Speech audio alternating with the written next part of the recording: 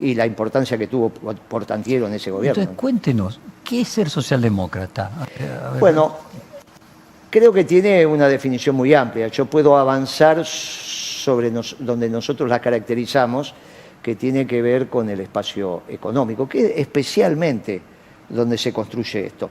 Mire, hay una gran división en la economía que antes empecé a manifestarla, que tiene que ver con cómo se construye el valor de las cosas.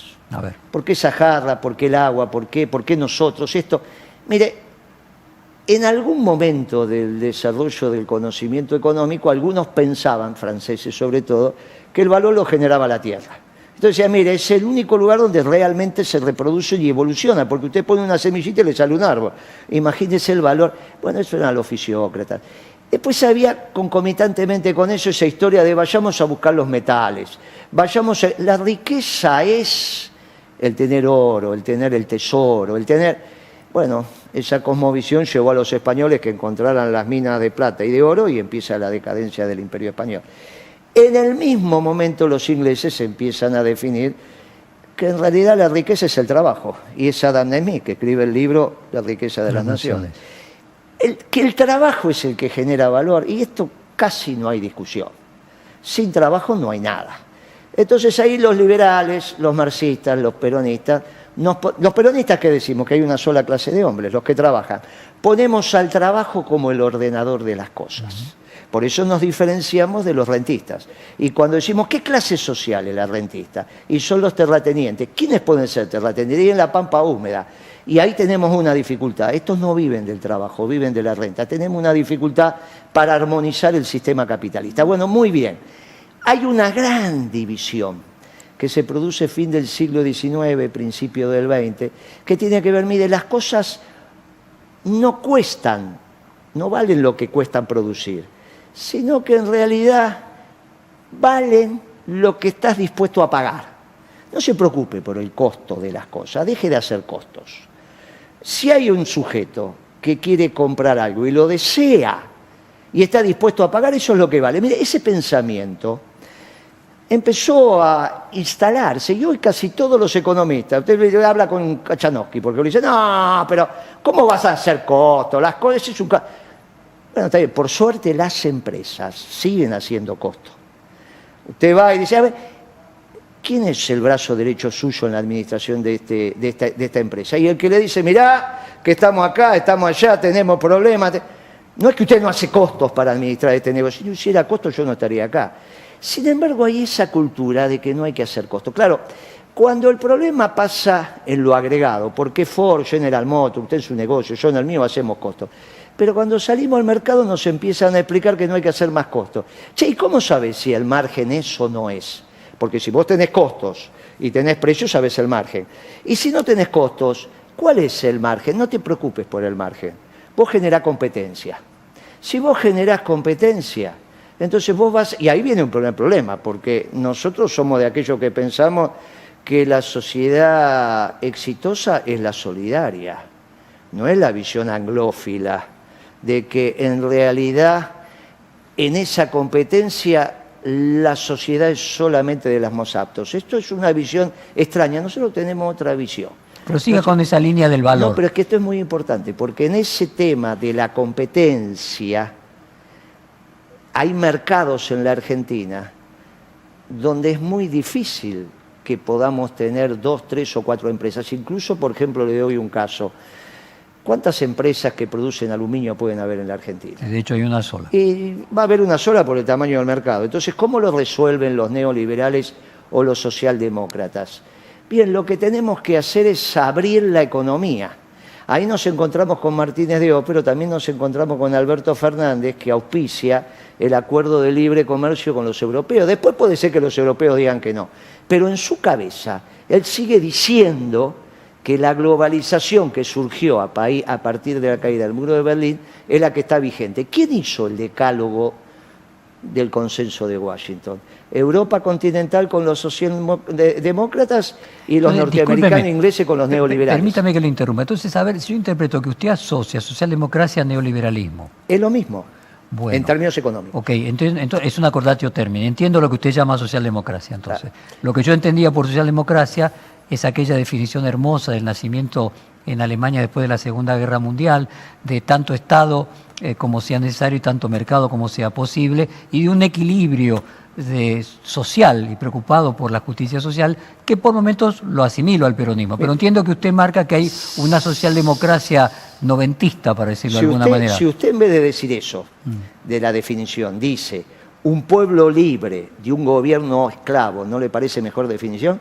Bueno, no es económica, es no, pero política. La del Estado y el mercado. No, estamos hablando de economía, Y ¿no? es lo mismo.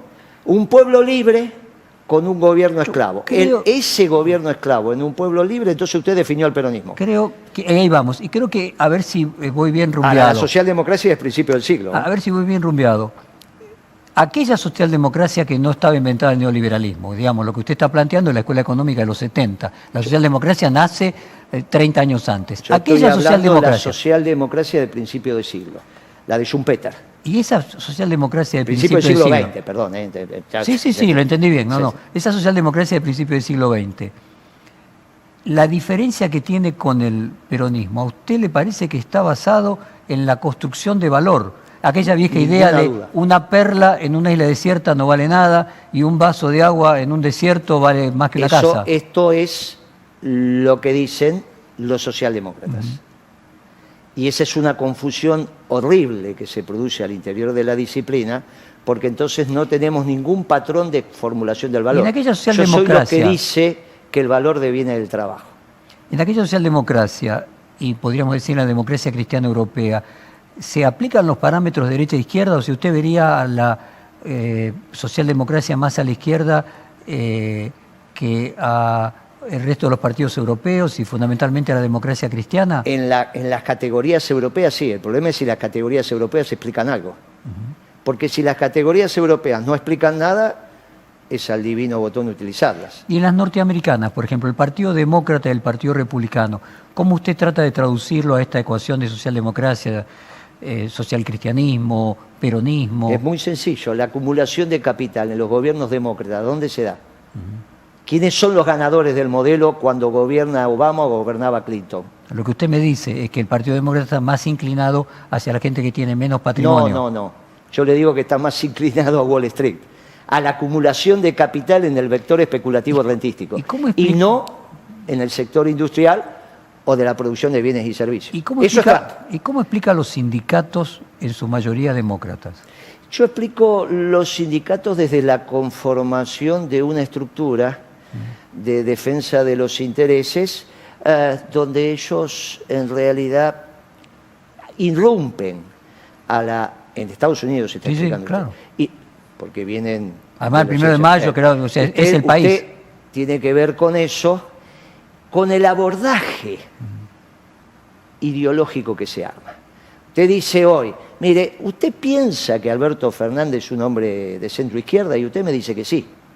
No hay ninguna duda. Acaba de salir un documento, un artículo en el New York Times, en el Financial Times, donde hablan del gobierno. Bueno, y yo le digo, no, mire, muchacho, este es neoliberal, porque es la escuela austríaca de economía. Que después la representación política, en términos de clases, sean distintas y son distintas, no hay ninguna duda. Pero en la economía son lo mismo, por eso pudieron armar el consenso de Washington. Ahora, con el consenso de Washington puesto en funcionar y el neoliberalismo imperando en Estados Unidos, los trabajadores terminaron votando a Trump o a Clinton. Entonces, a ver, Guillermo, lo que podríamos, ¿no? Claro, lo que podríamos ir viendo es que esta taxonomía tiene dificultades categoriales, o sea, nos hacemos un lío ontológico, porque derecha, izquierda, categorías europeas, pareciera que son bastante dificultosos poder llegar a una definición taxativa. Entonces déjeme entrar por el peronismo, a ver si ahí podemos llegar. Usted dijo de Kicillof, antes cuando nos juntábamos me decía, usted de los peronistas, pero el peronismo enamora, así que ahora Kicillof sería peronista, o se dice peronista y lo acepto como tal. ¿Era peronista? No, antes no, decía usted de los peronistas. Claro, y su visión lo colocaría como socialdemócrata. Y ahora dice que es peronista.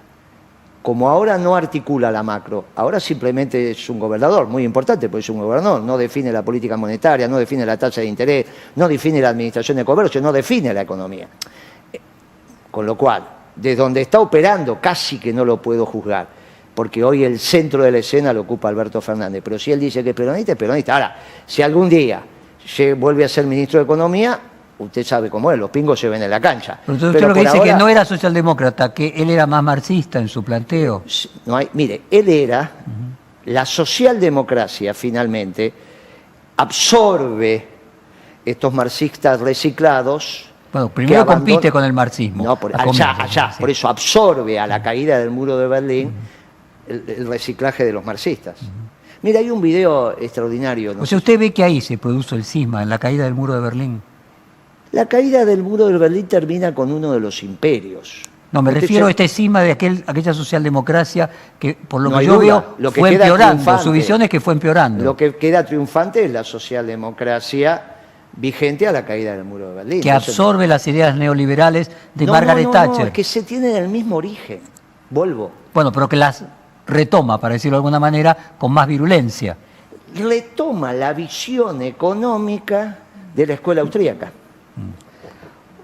Cuando usted se refiere a la escuela austríaca, ¿me podría marcar en qué época se está refiriendo a la escuela? Principio del siglo XX, claro.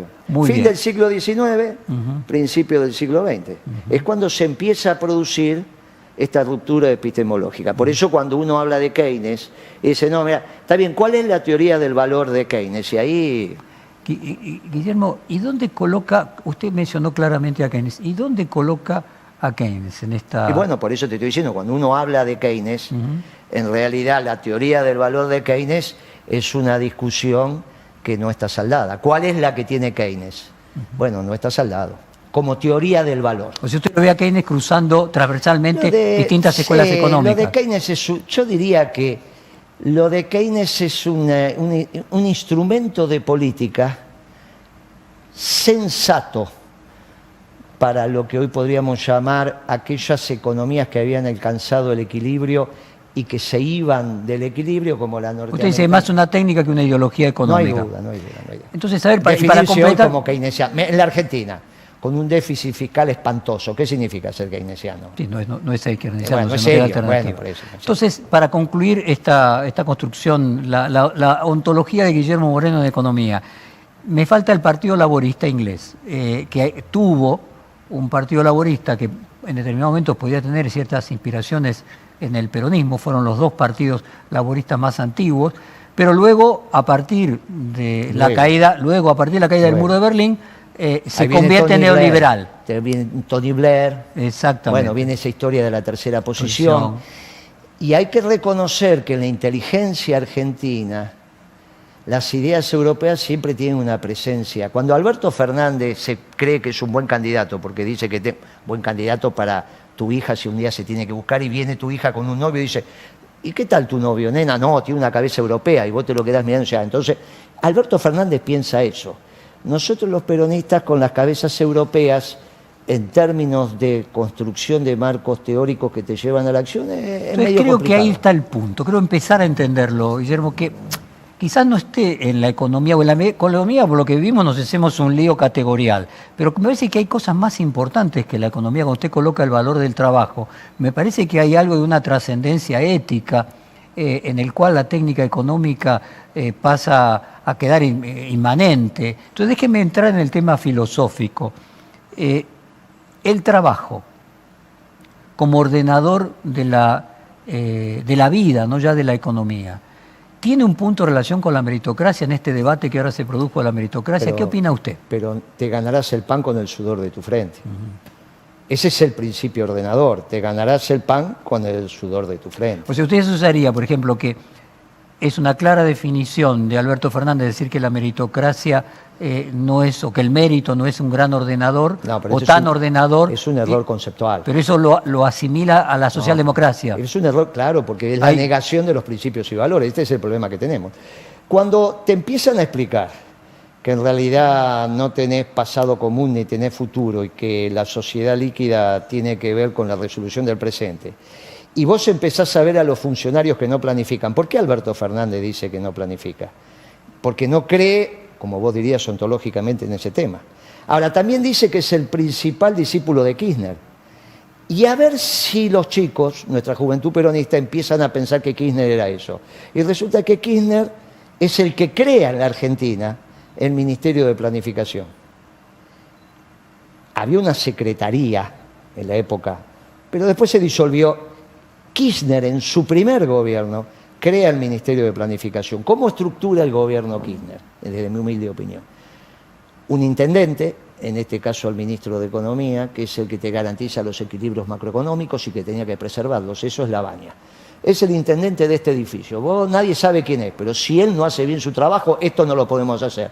Vas al baño y está tapado, las luces no funcionan. El intendente es muy importante, pero muy importante. Entonces, ese era el rol de Lavagna. ¿Pero con quién planificaba Kirchner? Con De Vito. Ahí venía la planificación que puede hacer el Estado, donde él operaba. ¿Y dónde operaba? Donde tenía grado de libertad. ¿Dónde tenía grado de libertad? En minería, en comunicaciones, en obras públicas, en transporte, en energía. Por eso las decisiones eran vis a vis en ese marco. Me tocó participar, así que lo conozco. Guillermo, y en ese contexto... En esa mesa no estaba Alberto. Quizá por eso se confunde Alberto. Lo escuché hablar bien de Bernie en uno de los reportajes. Y Bernie recientemente se definió como el ala derecha del peronismo. Sí, no sé por qué Bernie quiso decir eso, no sé. Pero ¿hay una derecha y una izquierda? No, lo que hay es un peronismo lo suficientemente amplio para decir que somos una doctrina humanista y cristiana, pero donde los agnósticos y los ateos se sienten cómodos. Entonces, bueno, tenemos un grado de amplitud que nos permite incorporar desde las categorías de los pueblos hispanoamericanos y desde este pueblo mestizo, porque los europeos no podían hacer un nacionalismo de inclusión. Los europeos se equivocaron incluso con el nacionalismo, hicieron un nacionalismo de exclusión, pero hay otro nacionalismo cuyo ordenador básico es el peronismo. ¿Usted se refiere al de Italia y Alemania, de la preguerra? No hay ninguna duda, sobre todo el de Alemania. ¿Y qué dice para usted la palabra populismo? No es una categoría que se empieza a definir desde el criterio de valor. No sé qué me quieren decir. Si usted me la define con precisión, yo le digo, mire, nos podemos acercar o nos alejamos. Si populismo es en la Argentina administrar la cosa pública atendiendo al bien común con déficit fiscal, yo le digo, mire, eso no es lo que somos. El populismo es que el Estado cada vez tenga más participación en la economía. No es lo que somos. El populismo es negar la propiedad privada. No es lo que somos. Perón poco sistematizó en sus escritos sobre el matrimonio igualitario, y esto es cierto. Pero sobre el rol del Estado, Perón ha escrito... Tenemos muy claro los peronistas cuál es el rol del Estado. Por eso dije, un pueblo libre en un gobierno esclavo. Y ese nacionalismo inclusivo, usted lo marcó muy bien, que especialmente en Alemania y también en Italia, preguerra, lo que había era un nacionalismo no inclusivo. ¿Se da en alguna otra parte del mundo? Especialmente en Alemania. Y especialmente en Alemania. ¿Se da en alguna otra parte del mundo? Porque, ¿sabe por qué no? Porque somos el único pueblo nuevo, los americanos. Y es este pueblo mestizo extraordinario de la confluencia o fusión de tres grandes poblaciones, la indígena, la europea y la africana. La indígena, la europea y la africana. Pero somos un pueblo nuevo, no somos ni africanos, ni europeos, ni indígenas. Somos un pueblo nuevo. Ese pueblo nuevo de brazos abiertos es lo que recibe. Y solo esos pueblos nuevos podían crear un nacionalismo de inclusión, de brazos abiertos, de construir puentes. Que sería el nuevo nacionalismo lo crea un pueblo nuevo.